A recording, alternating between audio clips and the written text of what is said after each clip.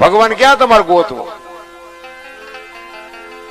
હું તો એક જ વાત કરું કે એક રોડ ઉપર દીકરી, જુવાન દીકરી હાલી જતી હોય અને કોઈ લુખો લપંગો માણા એનું બાવડું પકડે અને દીકરી રાડ્યું પાડે અને ખેતરમાં એક ખેડૂત નાકા વાળતો હોય અને રાડ્યું સાંભળી જાય પાવડો લઈને આવે, ઓલા બે પાવડા નાખી અને છૂટો કરાવે, દીકરીને છૂટી કરાવે.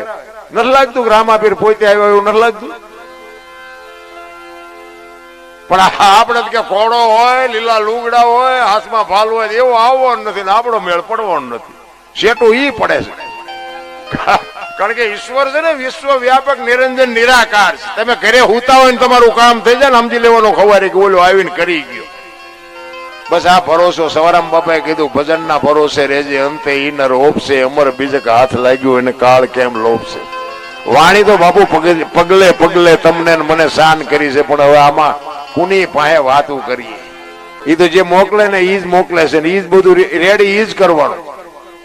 ભગવાન ગોતવાનું. હું તો તમને એક અત્યારે ઓલું આયલું છે ને પિક્ચર લાલો, જોકે પિક્ચર નો મારો વિષય નથી અને હું કોઈ પિક્ચર જોવાની સલાહ નથી દેતો. પિક્ચર પ્રત્યે મને પ્રેમ નથી, પણ ઈશ્વર કેવો હોય અને ઈશ્વર કેવા કામ કરે બાપુ એક વખત તમે આ લાલો પિક્ચર જોઈ આવજો. હું તમને ભલામણ કરું. છેવટ તમે મોબાઈલમાં જોઈ લેજો. ઈશ્વર તો બાપુ પ્રત્યક્ષ છે. ઈ તમે જોશો ને ત્યાં તમને ખબર પડશે કે આમાં ઈશ્વર આપણે ક્યાં ગોતવા જાવ. તમે જોવો તો ખરા, એ આજે 2 મહિના 3 મહિના બાપુ 100 કરોડ ઉપરની કમાણી કરે ત્યાં દેનારા બાપુ ડફો લે છે. જોવો તો એને એકની લાયકાત જ નહોતી બાપુ આવું પિક્ચર બનાવી શકે અને આવડા રૂપિયા હજી એવડે છે ને મૂડલેસ થઈ ગયા છે. એ પોતે જે બધા એના કલાકારો છે ને એ પોતે મૂડલેસ છે કે આ સાચું છે કે સપનું છે હજી એમને નક્કી નથી થતું. બોલો, જો આ કૃષ્ણ પરમાત્મા હાજરો હાજર તમારે જોવું હોય, આ દ્વારકામાં જે મહારાજ હતો એમાં તમને દેખાણું હોય તો એમાં બાપુ તમને એમ થાય કે કૃષ્ણ પરમાત્મા હારે હોય તો જ આ કાર્ય થઈ શકે ને કે થઈ જ ન શકે. આપણે હવે ધંધા ચાકુ બી ના કરવાના, આપણે ઈશ્વરની રાહ જોઈએ થોડો ભેગો થાય. ઈશ્વર વિશ્વ વ્યાપક નિરંજન નિરાકાર છે, આપણા જેવો છે જ નહીં. એટલે ગંગા સતીએ કીધું કે તમારા મારા શ્વાસા છે, બોલે બીજો નહીં, પરમેશ્વર છે પોતે એકલ મઠા ઓળા મથે બહાર જઈને ગોતે. આ મારો અવાજ તમને કાન સુધી આવે, એ સંભળાય છે, દેખાય છે? એ દેખાતો નથી, ઈવડો ઈ જ છે. ઈ જેથી દેખાઈ જાય ને તેથી અમે નહીં દેખાય તમને. બસ આટલી જ વાત છે, બાકી કાંઈ છે નહીં. આ શ્વાસ છે ને, ગંગા સતીએ તો બાપુ શ્વાસાનો હિસાબ માર્યો. 21,600 શ્વાસ, 1 મિનિટના 15, 1 કલાકના 900, 12 કલાકના 10,800, 24 કલાકના 21,600 થાય. જેને ગણવા એને ગણી જોજો. આ તમારું મારું વિજ્ઞાન નથી, ઓલા મોટા કલાકારનું વિજ્ઞાન છે. આ નક્કી થઈ જાય ને તો ઈશ્વર નક્કી થઈ જાય. તમે રાતે હુઈ જાઓ, થાક્યા હોય એટલે ઊંઘ તો આવી જાય, પણ હવારે જગાડે કોણ? હવારે જગાડે ને ડખા જેવા થાય.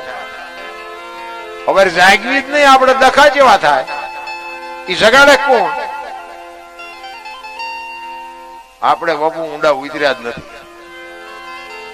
હું કોણ છું એને તો બાપુ મીરાએ કીધું, આત્માને ઓળખ્યા વિના લક્ષ 84 નહીં મટે, તમારી ભ્રમણા ભાંગ્યા વિના ભવના ફેરા નહીં મટે.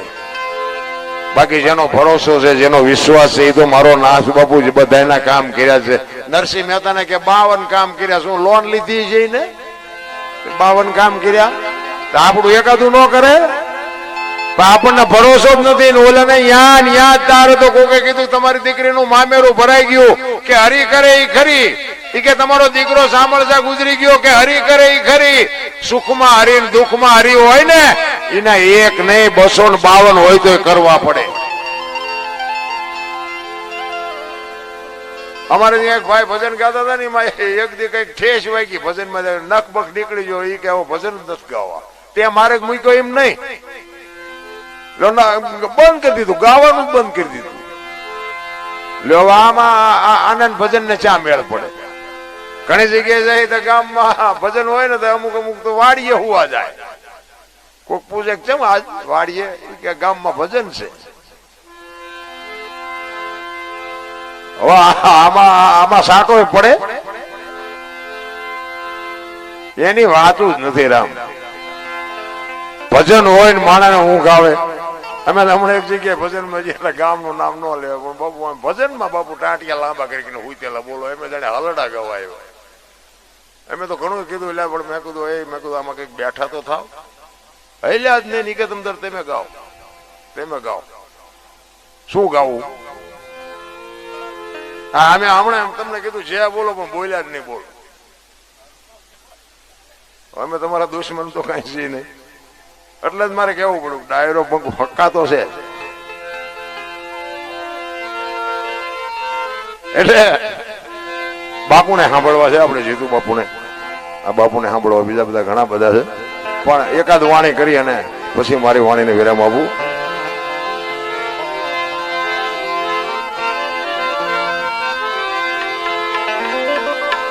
એક પ્રજાપતિ સમાજ ગોરો ભગત પંઢરપુર મહારાષ્ટ્ર માટીના વાસણ બનાવવાનો ધંધો કરતો હતો. ફળિયામાં માટી ખૂંદતો હતો. જિંદગી જો બાપુ એવી જીવાય કે તમે આ દુનિયા છોડીને જાઓ ને જગતને તમારી વાહે કંઈક કરવું પડે, કંઈક લખવું પડે. આ ગોરો ભગત બાપુ એવું જીવન જીવી ગયો ને આપણું વાંકાનેરની બાજુમાં રાતી દેવડીના ખુમાનસિંહ બાપુને આ ભજન લખવું પડ્યું. તમે કર્યું કંઈક એવું હોય તો જગત તમારી પાસે કંઈક કરે. હું તો એમ કહું તમે જુઓ તો જાનવર પૂજાય. હળદીના ઘાટ ઉપર રાણા પ્રતાપનો ઘોડો પૂજાય છે. સતાધારમાં પાડો પૂજાય. જમરાળામાં ભેંસ પૂજાય. કચ્છમાં દાદા મેકરણનો કૂતરો ને ગધાડો પૂજાય. આપણું પાડોશી સારું નથી બોલતા બોલો. આપણે એમને ગધાડા કરતા બે જ નથી આપણે. અરે પૂજાય નહીં તો કઈ નહીં પણ બાપુ હું તો એમ કહું કે આપણે મર્યા પછી જો ગામમાં 5 જણા હરખી તે રોવે નહીં તેને જીવાય ન કહેવાય. મારા રામ જિંદગી મળી છે કાગ બાપુને લખવું પડે કે મીઠે ભરેલા માનવી જેથી જગ છોડીને જાય તેથી કાગા એની કાણ્યું ઘરે ઘરે મંડાય. હારો માણા હોય ને ગમે નાત હોય ગમે ગામ હોય પણ બાપુ આપણને ખબર હોય ફલાણા ગામમાં ફલાણો માણા વિયોગ તેથી હૃદયમાં હબાકો આવે એનું નામ જીવા કહેવાય. આપણે મર્યા પછી ગામ આખું જો લાપસી રાંધે એ બલ્લા જઈ આને જીવા કહેવાય. અને ચા એવા છે અટાણે માણા કોને કેવા આપણે. જોકે કોઈને બધાને માણા જ કેવા પડે. આ મીડિયાના માધ્યમમાં બાપુ હવારે માફીઓ માંગવી પડે. આ મોબાઈલે બાપુ જે દી ઉઠાડ્યો છે ને એ તો કોઈને કીધા જેવું નથી રામ. ઈ ગોરો ભગત એમના ઘરના પાણી ભરવા માટે નીકળ્યા. 2 વર્ષનું છોકરાને અહીંયા હોવડાવ્યું અને કીધું કે આ છોકરાનું ધ્યાન રાખજો તમે વળી પાસે ક્યાંક ભોણિયો ન વાળતા. ભગત ને બહેરામ બહુ ઠેકાણું ન એટલે જ કીધું મહાપુરુષો પતિ પત્ની કા એક મતા તો સરગાપુરમાં સતા 2 માણા હરકાવે ને તો જીવવાની મજા આવે.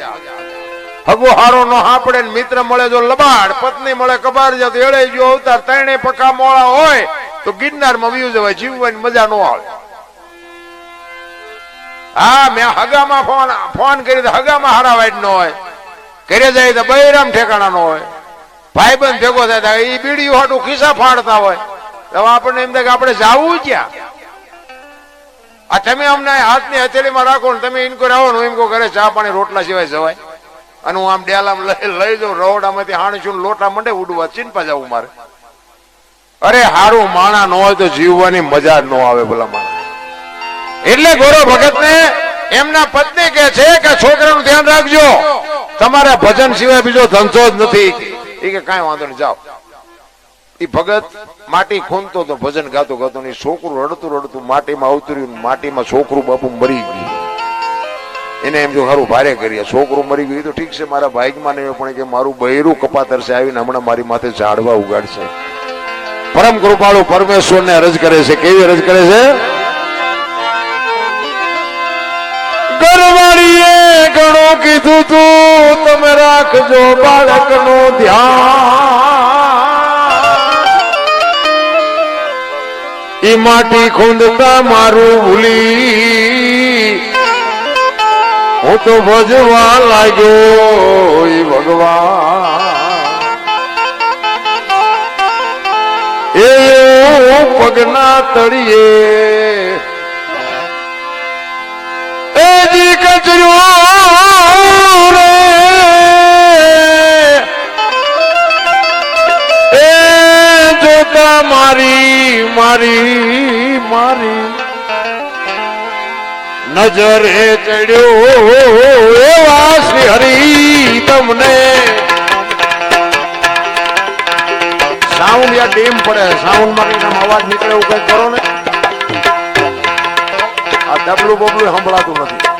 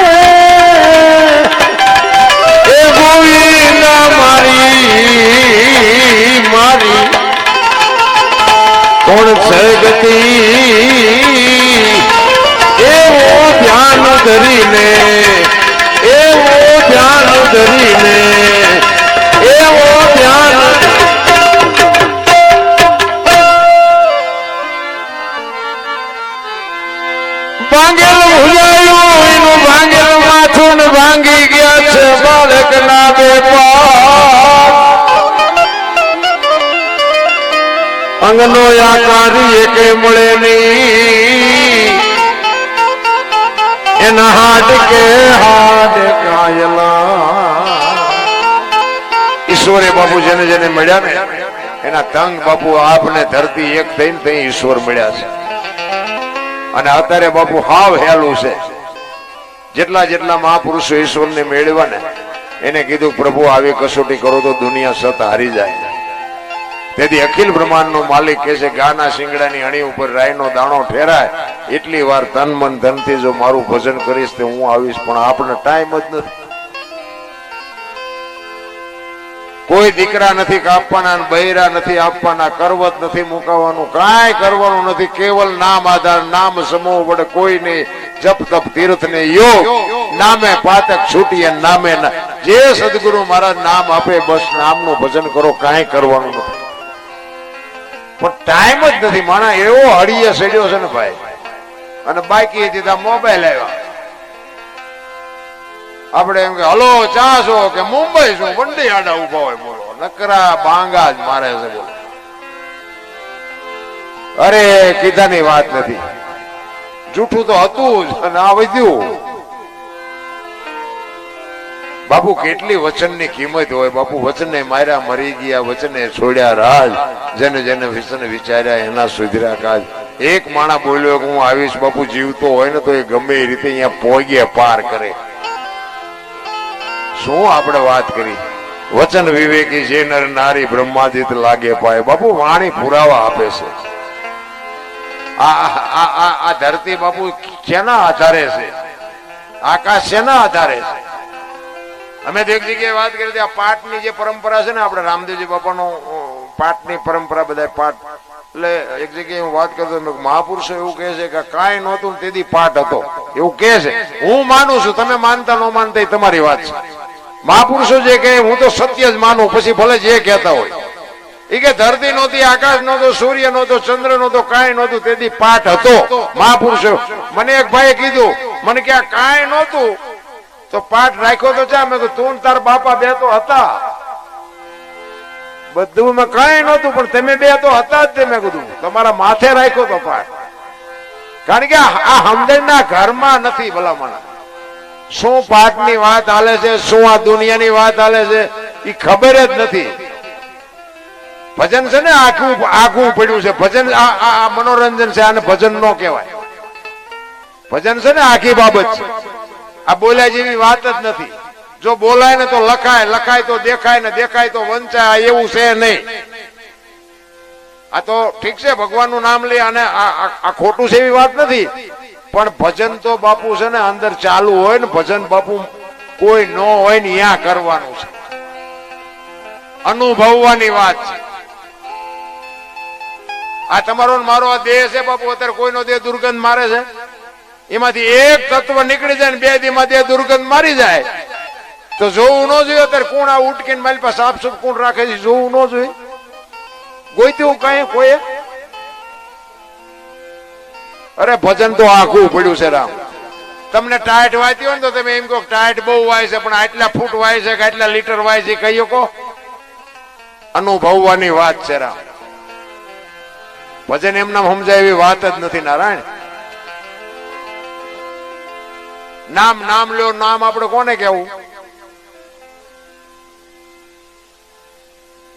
એક તેલનો ડબ્બો લઈને કોઈક હાલ્યું આવતું ને એને તેમ પૂછો ને કે તેલના ડબ્બાને કેટલા, એટલે કે 25 રૂપિયા. હવે ડબ્બાના 25 હશે કે તેલના? એ તેલ કાઢલો ડબ્બામાં શું આવે? નકરા 25 આવે ને. પણ જો વાત ઉપર ધ્યાન આપજો, કિંમત તેલની છે, ડબ્બાની નથી. પણ તેલ ભલે કિંમતી હોય પણ બાપુ એને રાખવા હાટું ડબ્બો જોવે. ડબ્બા વગર તેલ રહે નહીં. એટલે દેહ ની કિંમત કઈ નથી, પણ દેહ વગર ભજન ન થાય. આ દેહ ને તો દિવાળી જ મૂકવાની છે, નકર તો દુનિયાના મારી નાખે. અને તેલ ગમે હોય ને, કપાસિયાનું હોય, સિંગ તેલ હોય, પામોલીનું હોય, લખવું પડે ડબ્બા ઉપર. તેલ ઉપર ન લખાય, એને અલગ કહેવાય. લખાય નહીં ને જેની માથે, એને અલગ કહેવાય. ભજન આખી બાબત છે રામ. અને ભજન સમજાય ગયા ને બાપુ. ગોળ બંગાળ નો રાજા ગોપીચંદ ને 92 લાખ માળવાના ધણી ભરતરી સાધુ બની ગયા. 7 પેટીયું ખાય તો ન ખૂટે, ઈ બાપુ સાધુ બની ગયા. અને આ ઈ દુનિયા છે. તમે માર્ગે ચડ્યા પછી દુનિયા તમારા સાંભળા ઉતાર લેવાની. ગોપીચંદ ને ભરતરી 2 દીક્ષા લીધી અને શમશાનમાં 2 હુતા હતા, પાણાના ઓશિકા કરી. 2-4 બેનું અહીંયા નીકળી. એક બેને પૂછ્યું, એ કે ગોપીચંદ ને ભરતરી કે આ? બીજી બેન કે હા. કે છે ને આમને બધું છૂટી ગયું, હજી પાણાના ઓશિકાની જરૂર તો પડે છે. ભરતરી કે ગોપીચંદ કે આ પાણા છે આમને નથી ગમતા, કે 92 લાખ માળવો મૂક્યો, પાણાને શું બથોડા ભરો મૂકીને આ પાણા નહીં. આ દુનિયા છે રામ. દુનિયા તમને સાંભળા ઉતારી લે. ફોરમ હોય ફટકેલી, એને ચૂલે ચડવું પડે. આવડ હોય અલબેલી, એને કોઈ નો પૂછે કાગડા. બાપુ તમે દુનિયામાં હારા થાવ ને તો દુનિયા તેલમાં નાખીને ઉકાળીને તમારું કાઢી લે. અમે તો પ્રોગ્રામમાં જઈ અહીંયા કહી છે તમે ચાહું થી બોલાવાના, અમે ગઈએ કે ત્યાં સુધી, પછી તમે નથી બોલાવાના. એ ખબર છે. હવે દરબાર ક્યાં ગયો કે બીજાને કહો, બીજાને કહો, એ ખબર છે. અમે તો અમારા હાટું આ કરીએ છીએ. અમે આખી રાત રાયડું પાડીને અમે કહીએ મારા નાથ એકાદી રાયડ અમારી સાંભળજે, બાકી અમારો બીજો કોઈ ઈરાદો નથી. બસ મુદ્દો આટલો છે, બીજો કાંઈ છે નહીં. પણ કરવા જેવું છે. આ તો ગંગા હાલી જાય, પીવો ન પીવો તમારી મોજ. પછી ઘણા એમ કે મજા આવી, મજા આવી, પણ સવારે કઈ યાદ રહ્યું કે યાદ કઈ ન રહ્યું. હોરે હોર વ્યુ જાય, ઈ ડખા છે. જો થોડોક રોકાઈ જાય મેળ પડી જાય એવું છે. ને કે આપણે તો મફતમાં લેરખા નથી. તો વાહો ટાઈટ થાય તો ગોપાલ નો ટાઈટ થાય. આપણે તો ગાડલા મફત, ચા મફત, માંડવા મફત. આપણે શું તોય નથી લેવાતું.